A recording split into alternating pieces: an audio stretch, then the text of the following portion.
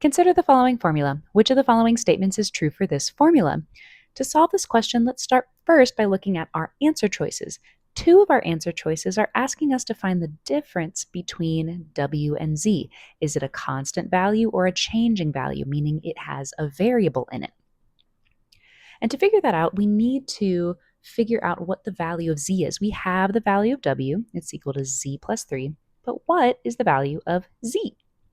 So let's take our given expression and rewrite it in terms of Z using opposite operations.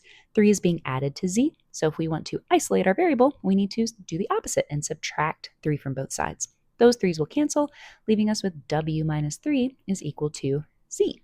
So now if we wanted to figure out what is the difference between W and Z, difference is a word in math that means to subtract, W minus Z. We can leave W as is and then plug in a value for Z. And that value is W minus 3. Then we simplify this expression. W minus W would just give us 0, canceling both of these out and leaving us with just the number negative 3. This value is a constant.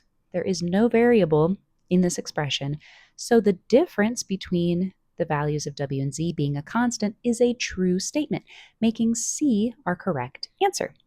At that point, you can mark C and move on with the rest of the test, but for the sake of the video, I can go back and show you why A and B are also incorrect. For answer choice A, every positive value of W is going to give us a negative value of Z, a Z value that's less than 0. So let's try plugging in a positive number for W and see if we get a negative Z value.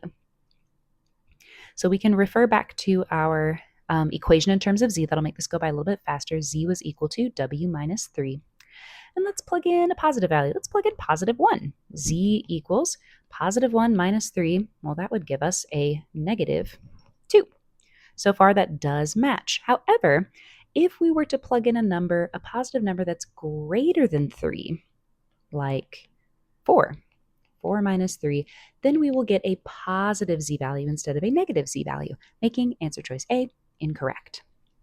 For answer choice B, it's saying the opposite. For negative Z values, W will also be negative. So let's try putting in, we'll go back to our original equation up here, and I'll get a new color. And we'll plug in a negative value for Z. So we have W equals, let's say, negative 2 plus 3. If we add these two numbers together, the biggest number is going to carry the sign. So we are going to end up with a positive 1. That is not less than 0, making B incorrect and making C our correct answer.